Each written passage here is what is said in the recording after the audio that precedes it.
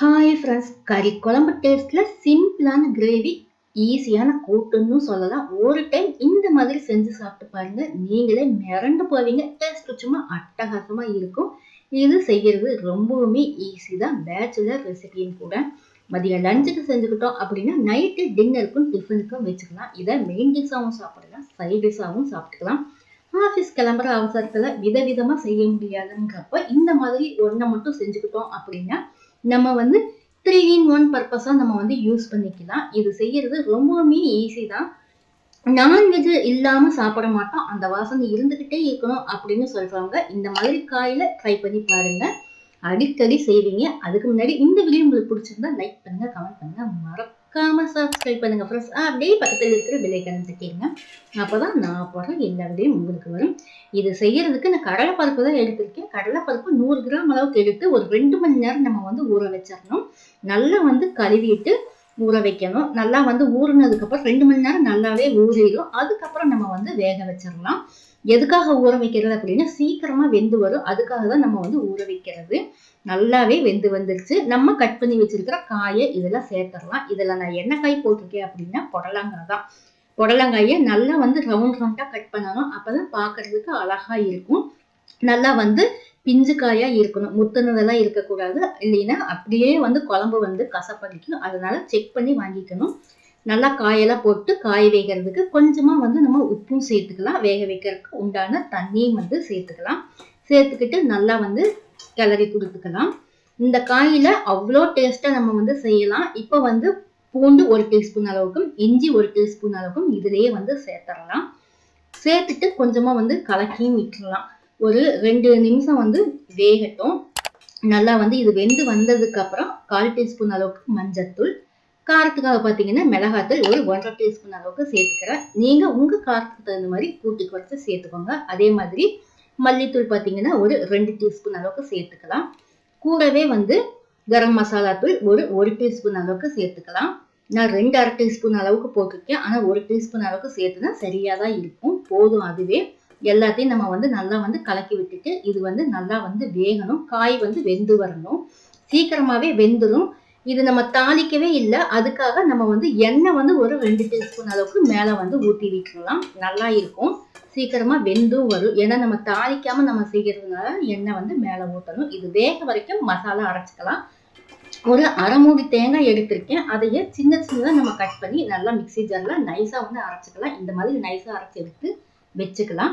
இதுக்கு கூடவே பார்த்தீங்கன்னா பெரிய வெங்காயம் வந்து 1 எடுத்திருக்கேன், பழுத்த தக்காளி 1 எடுத்திருக்கேன். ரெண்டையுமே வந்து சின்ன சின்னதாக கட் பண்ணி அதையுமே மிக்சி ஜாரில் சேர்த்து நல்லா நைஸாக அரைச்சி எடுத்து வச்சுக்கலாம். குழம்பு நல்லா கொதிச்சு வந்துருச்சு. கிரேவியுமே சுண்டி வந்துருச்சு. காயுமே பார்த்தீங்கன்னா நல்லாவே வெந்து வந்துருச்சு. இந்த ஸ்டேஜில் நாம அரைச்சி வச்சிருக்கிற மசாலாவை சேர்த்துடலாம். மசாலாலாம் சேர்த்துட்டு குழம்பு கொதிக்கும் போது வாசனை பார்த்தீங்க அப்படின்னா மட்டன் சிக்கன் போட்டு குழம்பு வச்சா எந்த அளவுக்கு வாசனையா இருக்குமோ அதே அளவுக்கு வாசனையா இருக்கும். டேஸ்ட்டுமே சூப்பரா இருக்கும். நீங்க செய்யும் போதே ஆச்சரியப்பட்டு தான் போவீங்க. கறியே இல்லாம கறி குழம்பு வாசனை தூக்கலா இருக்குது அப்படின்ட்டு மசாலாலாம் சேர்த்துட்டு நல்லா வந்து கலக்கி விடணும். நல்லா கலக்கி விட்டுட்டு பார்த்தா இவ்வளோ திக்கா இருக்குது.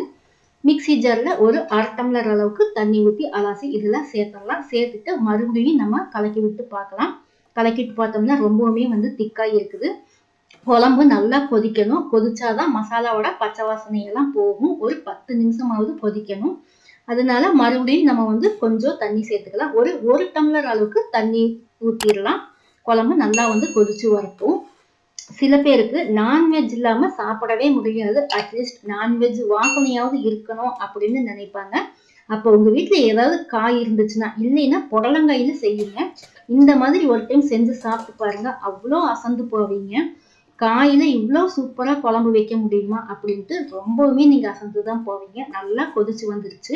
இப்படி கொதிச்சுட்டு இருக்கும் போதே எண்ணெய் பார்த்தீங்கன்னா ஒரு 2ல இருந்து 3 டீஸ்பூன் அளவுக்கு எண்ணெய் ஊற்றிடலாம். ஏன்னா நம்ம வந்து இந்த குழம்புக்கு தாளிப்பு கொடுக்கவே இல்லை. இந்த குழம்புக்கு தாளிக்கவெல்லாம் கூடாது. பச்சையா தான் செய்யணும். தாளிச்சோம் அப்படின்னா நல்லா இருக்காது. எண்ணெய் வேணா சேர்க்கலாம். குழம்பு கொதிக்கும் போது கொஞ்சமா எண்ணெய் சேர்த்துக்கலாம். கூடவே ஒரு கைப்பிடி அளவு கொத்தமல்லி தலையும் சேர்த்தாச்சு. சேர்த்து நல்லா வந்து கொதிக்க விடணும்.